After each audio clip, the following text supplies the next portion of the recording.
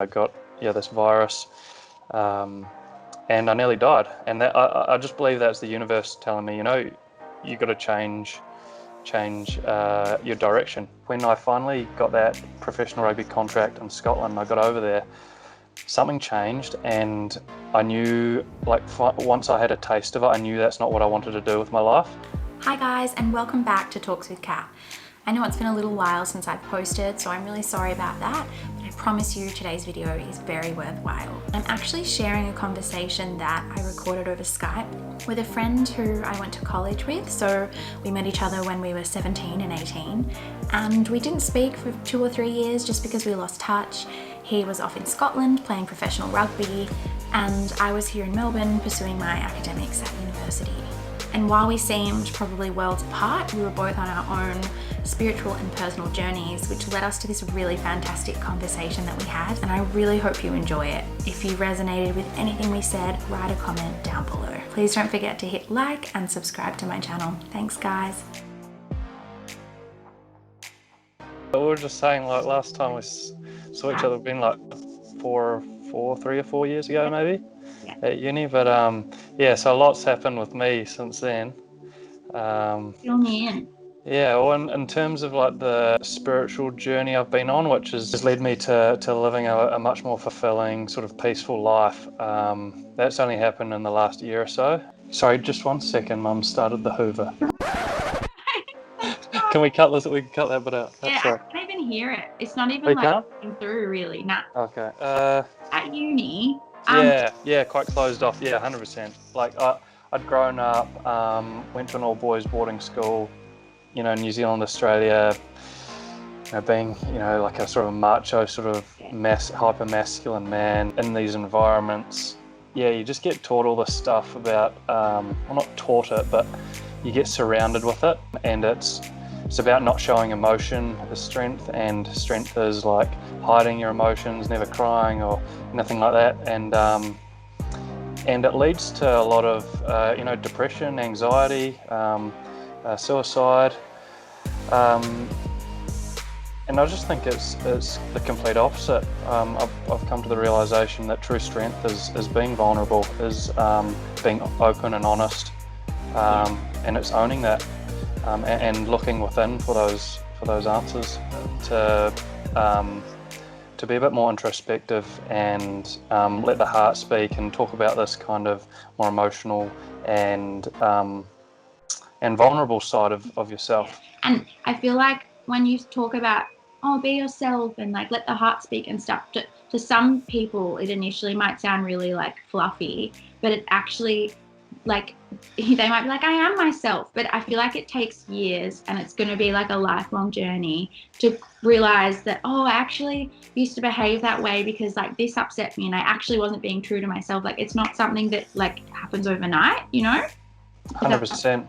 When I became more spiritual, I started seeing the way that not just I used alcohol, but a lot of people used alcohol in a really in a way that actually scared me. So how we always talk about going in and relying on in here to feel good. Mm-hmm.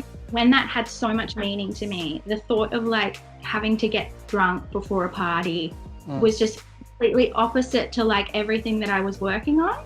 Yeah. So I was why would I go somewhere where I feel I have to have 4 shots before I enter the room? Whereas some of my girlfriends, they wouldn't even realize that's what they were doing. They'd just be this is what we do, Yeah. And I was kind of no, I'd want to be able to go and somewhere and be sober and feel comfortable. And if I don't, my body's telling me that I don't really want to be here. Yeah. So I started seeing alcohol as a numbing and a way to escape. Yeah. Yes. Oh, it's nice to hear a male say this. I haven't drunk in about a year, but I'm with you. I think I don't hold anything against anyone that drinks or anything, but I do come from that view. I see people using it as an escape or a way to give them confidence or things like that, rather than looking within. And I go out and they go, oh yeah, but if you don't drink, you can't have the funny, stupid times. I've had this conversation, with 8 guys against me, and I've been able to like hold my own, and they've been like, oh, actually, it might be worth, trying it sober. Like I go out and I'm able to, bring my state up where I'm like the stupidest, funny, like funnest like guy to be around, and it's not because I'm the most drunk, it's because I'm the most at peace and happy within. And when you don't care what other people think about what you're doing because you're so happy about what you're doing yourself, it's funny how you just like attract that energy. And like I was saying, I have a little bit of red wine and things like that with dinner, but like I don't get drunk to get drunk. I see it as an escape because people might be struggling or things like that. But not always. I think it's also just a lot of people haven't had the same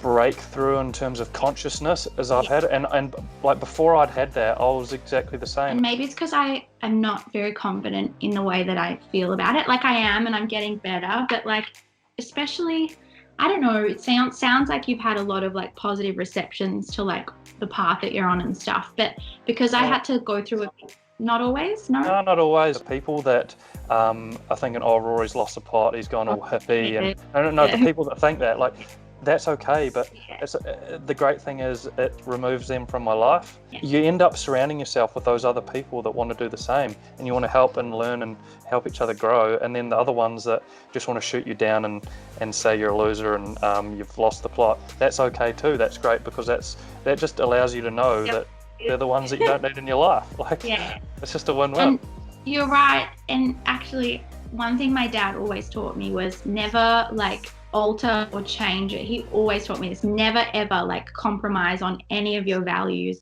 because you're gonna in 3 years time end up in a job that's not right, like end up in a relationship that you made sacrifices for, which is what I think you and I have been talking about, where we weren't really like aligned, and then we kind of came like back here. But so you're right. And like with friends, I'm not like, oh no, I don't have that friend anymore. I'm like, that's okay, like it is what it is, cool. With you with the alcohol, I don't judge people that like binge drink, but I do like to remove myself when I feel like it starts to get to a point where I can't really interact when I'm like over. Like I'll go out, but I'll normally go home about 12 o'clock when things get all messy and stuff. I'm like, all right, that's got past the stage where you can have a normal conversation with people. So now when I have like Friday nights, for me, like my friends come over and we play like Uno or Cards Against Humanity and cook a really nice dinner.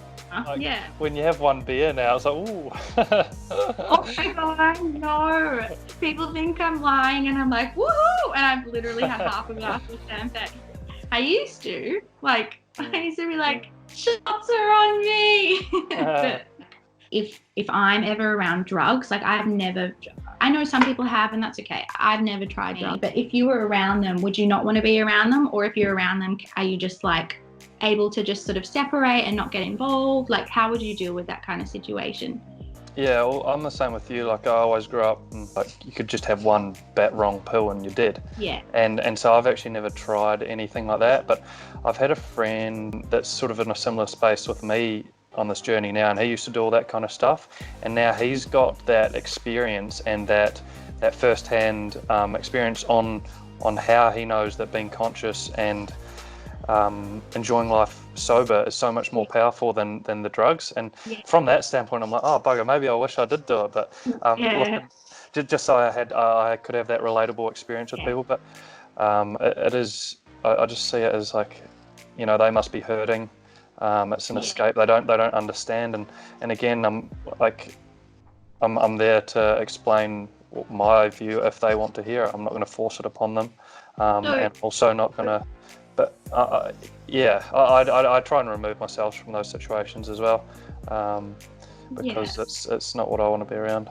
I think like what you're saying, it's like you make, like, because we want meaning in our lives, you make decisions accordingly. Obviously, you can't help what you're going to be around, but like when I talk about like my standards now, I'm like, no, what I want from a friendship group is to not feel like I have to bite my tongue or like look away. Like I don't want to have to do that when I'm like, say, dedicating a Friday night to having a good time. because seeing drugs would be, oh, I might get triggered now. I might have to go to the bathroom and do some breath work. Like, I'd just rather not ever have to do that. You know what I mean? It's like there are other people out there who won't expose me. 100%. Yeah. And that's the thing. You just surround yourself with those people that you want to be around. And that's what I've found. Like, less and less frequently, there's people that are doing drugs around me and things like that. Sort of putting myself out there. I've been going to like these conscious entrepreneurs, like masterminds and breathwork workshops and stuff like that. And you start meeting these people that have a similar understanding to you. And even if you're at the start of the journey and you're interested in that kind of stuff, that's where it began for me, just being like a little bit interested. And I was like, okay, I'll give that a go. And your mind just gets blown. Like, I no longer look at the person who's got $1 million and a nice car and a big house. Like, it's how at peace you are within. And again, it's not coming from a place of judgment. It's coming from a place of empathy. Like, they're still in that paradigm that material things are going to make them feel good. And I